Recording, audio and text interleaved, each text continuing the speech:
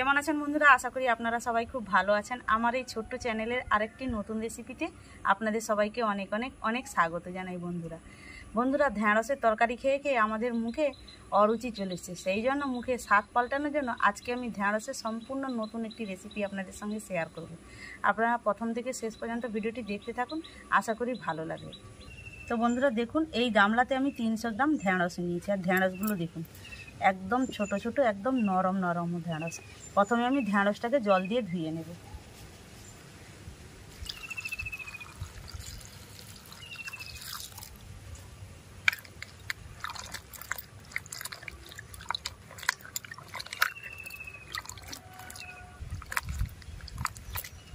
ঢ্যাঁড়সটা খুব ভালো করে আমি ধুয়ে নিয়েছি, এবার তুলে নেব।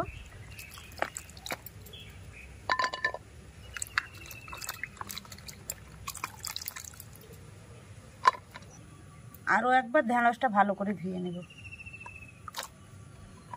উনুনের মধ্যে একটা কড়া বসিয়ে দিয়েছি, এবার কড়ার মধ্যে আমি জল দিয়ে দেব। জলটা টকবক করে ফুটে গিয়েছে। এই পর্যায়ে আমি জলের মধ্যে ঢ্যাঁড়স ছেড়ে দেব। আর মনে রাখবেন, জলটা না ফোটা পর্যন্ত ঢ্যাঁড়স কিন্তু ছাড়বেন না।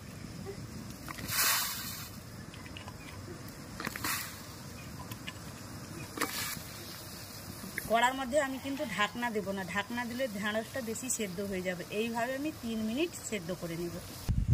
3 মিনিট হয়ে গেছে, এবার ঢ্যাঁড়সগুলো কড়া থেকে তুলে নেব। আর মনে রাখতে হবে, ঢ্যাঁড়সগুলো যখনই সেদ্ধ করবেন বন্ধুরা, 30% যেন সেদ্ধ হয়, বেশি সেদ্ধ করা যাবে না। ঢ্যাঁড়স ঠান্ডা হয়ে গেছে, এবার বানিয়ে নেব। একটা ঢ্যাঁড়স 3 ভাগ করব।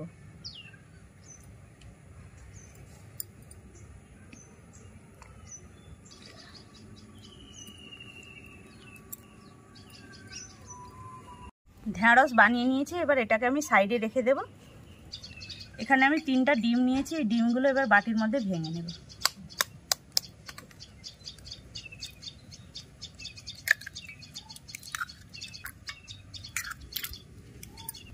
স্বাদ মতো লবণ দিয়ে দেব, দিয়ে ফেটিয়ে নেব।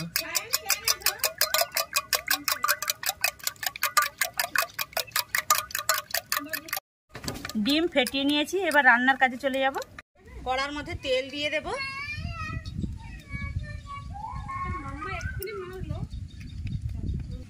তেল গরম হয়ে গেছে।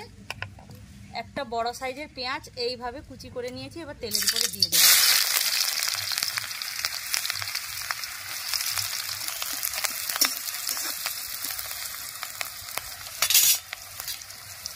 এবার ঢ্যাঁড়স ছেড়ে দেব।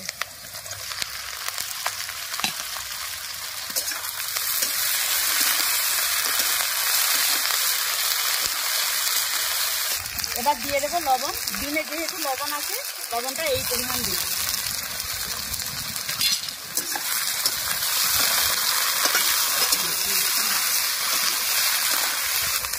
চারটা শুকনো লঙ্কা এইভাবে কুচি করে নিয়েছি, দিয়ে দেবো।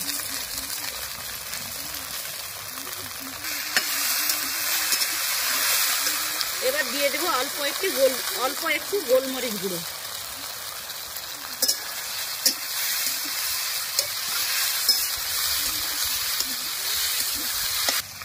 এবার দিয়ে দেবো ফেটানো ডিম।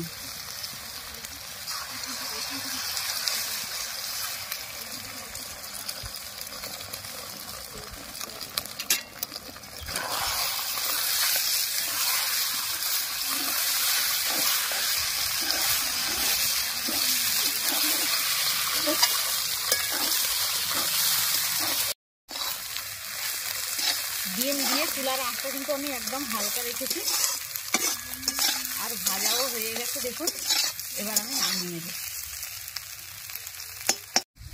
ডিম দিয়ে চুলার আঁচটা আমি একদম হালকা রেখেছি, দিয়ে 3 থেকে 4 মিনিট ভেজে নিয়েছি। আর দেখুন ভাজাও হয়ে গেছে, এবার আমি নামিয়ে নেব। ঠান্ডা করে একটা প্লেটে আপনাদের সার্ভ করে দেখালাম। দেখুন কত সুন্দর হয়েছে, আর একদম ঢ্যাঁড়সের ইউনিক একটি রেসিপি। গরম ভাত বা রুটির সঙ্গে কিন্তু খেতে দারুণ লাগে। আপনারা তৈরি করে আমাকে কমেন্ট করে বলবেন খেতে কেমন হয়েছে। আমি তো বলছি সুন্দর লাগে খেতে, আপনারাও তৈরি করে আমাকে বলবেন